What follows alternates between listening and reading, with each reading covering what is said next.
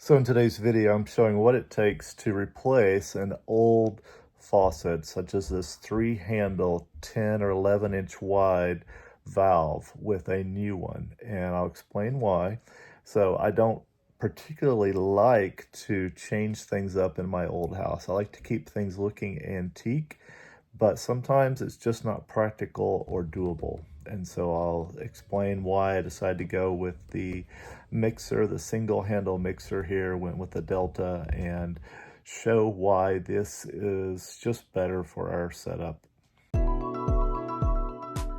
So in addition to the normal tools that I had on hand and that I think most people have, here are some of the more specific and specialty tools.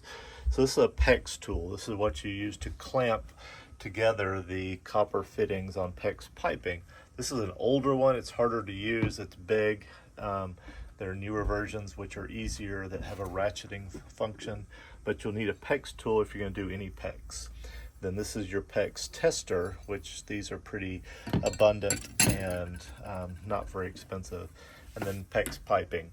So this is the best thing to cut PEX with, is a tool like this that will ratchet down. This one's a Husky, but you want to make sure it's cutting straight and clean. So this is what I use to cut out the grout and tile. Just a multi-tool. Craftsman is this version, and it has a cutting tool on it made for tile and hard substances. For copper pipe, which I'm connecting to in a couple of places, you need a cutter. It cuts around the copper pipe. You need a cleaning tool for the inside and a cleaning tool for the outside to make sure you don't have any burrs on it. This tool is helpful in tightening. This is used to not damage faucet fittings, so you can take off, especially the bathtub. Pipe thread, which goes on in a couple of instances here. Also some plumber's putty, especially to seal the trim that I'm putting on the outside of the tile. And then I don't know what I would do without the reciprocal saw, and this blade, as I will show, was extra helpful. It's a 12-inch thick metal blade, the Diablo from Home Depot, but this thing is massively helpful in cutting through old pipes, the old galvanized pipes. So these old 3-valve systems have a stem inside with a seat, and they have washers, and these have to be replaced periodically. There should be, I think I took the screw out there, but then there's a seat inside there, and these are going to leak periodically. I had a plumber fix these before I moved into the house, and then I fixed them once, and I'm just tired of them. They don't do a good job, and you're going to have to work on them from time to time. They're rusty, they don't look good, and they don't mix the water very well. So we were ready for something new. And so you can see just kind of the old system, the old pipes, and how bad things can be. When I first started, I did have some interest in just replacing the stems and checking with it. And I'm sure the local plumbing supply could have matched up the stems with something, but I opted out of that as I went through and decided to go with the one handle. So this is how they used to put plumbing in the wall 80, 90 years ago. And it doesn't come out very easily. So most walls don't look like this, but if you get inside a house that was before drywall and before the modern forms of the shower board, this is your backing, and this is because in the rest of the house you have these lats that the plaster is pushed into, but where you're going to have tile, you don't do lats. They do this wire mesh they put it against, and so it's a beast to get into, and you don't want it scraping up your hands. I've noticed this one's pretty rusty from a little bit of water leak over the years. Yeah, so I thought things weren't going very well, and then I noticed that this was only on a 3, and when you turn it up to a 6, it's a lot faster. So while getting at the edge is going to be more challenging, I found this blade in my workshop. Can't remember what I used it for before, but it may help reach these and get them out of here.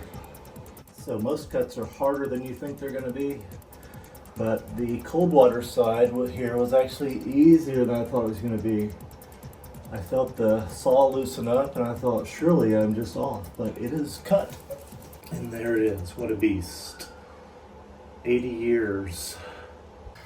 It's working an old wall. I had to create a back for the valve to attach to, and it's supposed to sit where this guard comes out to is flush with the edge. So that took a little bit of work figuring that out, but I think we've got it now. So here's my cold and my hot running up from below, as well as the drain pipe, which was already in place. Again, I've got a hole in my floor I'd really like to cover up with some insulation or something. Just haven't done it over the years, but I think it would help the bathroom. So let's go make sure now that this will reach and connect to the valve up top. Here I've run up my cold line, that supply line, and I'm trying to position it. I have, luckily, there's an opening below this into an unfinished basement, so it makes it easy. This is my shower line. I still need to trim it up a little higher, but I wanted to leave enough for now to make these connections. So I gotta run my hot supply up. It's gonna be easier because I have more space over here. And I've got my tub flange cover stub out in place. I have a little trouble fitting it behind the tile, so still not sure what I may need to do there. Okay, so I got my shower up pipe connected. It's a shark bite for ease, but now that I'm in here, I think I could have done a regular PEX connection. So now I'm going to connect the cold side and the hot side before I secure the valve to the wall, inside the wall. Whoops, no go doesn't fit, the go fits. So I started putting PEX in this house 11 and a half years ago, and I've never had a major leak. I have had a couple of spots which were a little bit troublesome. One was connected to my water heater and I couldn't get a good clean connection, so it was just a little bit of tension on the joint, and it had a very slow leak that you couldn't even tell it was leaking except for a little bit of deposit on the line. A lot of times a project like this, you can come at it from the wall behind if you have access to that spot. So a lot of times it's easier to take out a square of drywall and work from behind than it is to take out tile and work from the front. But with this project, I was going to have to rearrange the tile anyway, and so I went ahead and did it all from the front. I do have a hole in the back where I installed the shower up at about 6 feet, and it was not too bad. But so one of the things that I tried to do here was to protect the tile that I removed and to make sure everything lined up squarely, because you need your shower valve here to line up exactly with the edge of the tile. And that would be a little bit trickier because I'm using the trim plate as I am showing you, and that means that the wall comes out even further. So I also found every trim plate has a different depth to it, so you have to figure that out as well. It's good to have that on hand as you're planning. I don't know that it would have made any difference with this project because there was just not space to do anything differently with the measuring and bringing out the valve. But getting that valve lined up is important because you want everything to fit snugly and to not leave room between anything and the wall. You don't want extra water trickling down or going in. So these connected pretty well. PEX is not bad to work with at all, and I would recommend it as a way to redo pipes in your house for sure.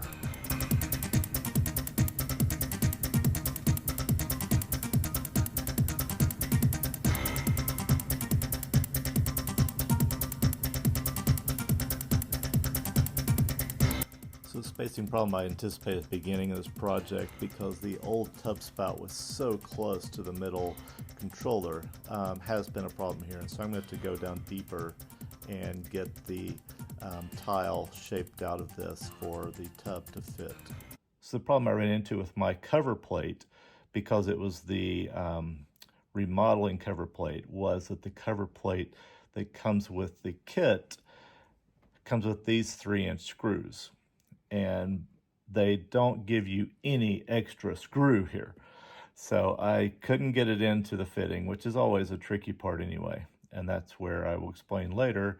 But the hardware store came in, and a 4-inch screw is actually much easier to connect, because it's ridiculously hard to get these lined up with a 3-inch screw because you have to get it just right. 4-inch screw, not bad. So part of this project's problem was that Amazon sent the wrong thing twice. First, you can understand getting the wrong color for a part. However, the replacement piece was not even the same piece. So, made by the same company, but nothing even remotely similar. And returning something like this to Amazon when you are already replacing a piece is not easy. I had to have quite a few conversations to get this one straightened out. So there's the finished product. I am happy enough with it as a DIY job. It would not suffice if this was a professional install, just because everything doesn't line up. It's not exactly perfect. I went back. I decided to go with the metal plate. I just didn't want to put the plastic one on there. So I actually found screws that would fit here from a local hardware store. Very helpful guy helped me there. So something you couldn't find at the big box stores, but you get great service at your local hardware store. So these are a little bit different, but I think they will suffice and they will not rust because they're stainless. So overall, I'm happy with the project and the look. I'm really happy with its function. It is doing exactly what we need it to do in terms of a shower that does not have problems leaking, and that also is better about adjusting the temperature and making it just easier for everybody. So we have guests coming to stay with us starting tonight, and so we had a bit of a rush to get this project finally finished, and now it is. So with that project finished, really, as I mentioned at the beginning, there's this fine line between putting new stuff in an old house to where it doesn't feel like an old house anymore, and wanting things to be functional. So you kind of have to draw the line somewhere. I'll take 2 cards.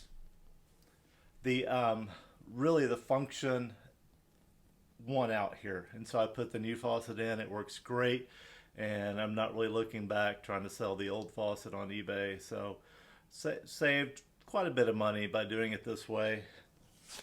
What's funny is I used to search YouTube before there were lots of do-it-yourself videos for things like this. And then as they started to come on, I've been remodeling this house for 11 years, and you guys on YouTube have helped me a ton. So I enjoy, when I do a project, adding my own experience to it. I don't know that I'm adding a lot of expertise, but the experience of what happens and what you have to look for and so forth. So hope today's video was helpful and that you enjoy it. Like the video, subscribe for more like this. I do a lot of smart home stuff, home improvement, home taking care. So thanks.